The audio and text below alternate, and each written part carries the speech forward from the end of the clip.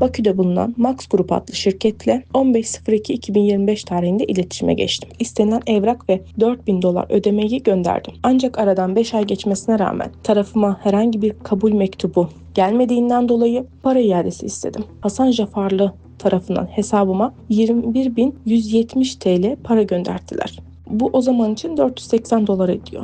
Şu an onlarda hala alacağım $3.520 hala gönderilmedi. Xaricdə təhsil arzusu ilə vasitəçi şirkətlərə üz tutan vətəndaşların sayı az deyil.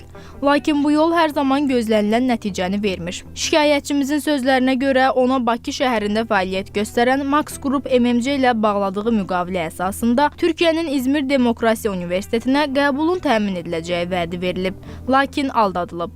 Məsələ ilə bağlı adı çəkilən şirkətlə əlaqə yaratmağa çalışsaq da zənglərimizi açan olmadı. Xaricdə təhsil şirkətlərinin demək olar ki, yarıdan çoxu dələduzluqla, fırıldaqçılıqla məşğuldur.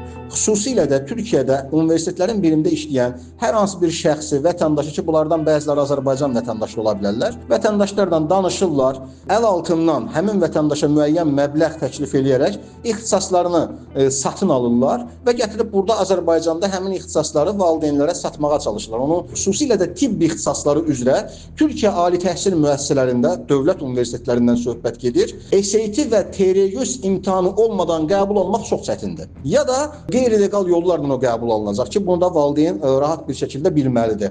Məsələ ilə bağlı Təhsildə Keyfiyyət Təminatı Agentliyinə sorğu ünvanladıq. Qurumdan bildirildi ki, Təhsildə Keyfiyyət Təminatı Agentliyi olaraq bildiririk ki, agentlik xaricdə təhsil sahəsində, o cümlədən tanınma prosedurları ilə bağlı heç bir şirkətlə əməkdaşlıq etmir və bu şirkətlərin fəaliyyətinə görə heç bir məsuliyyət daşımır.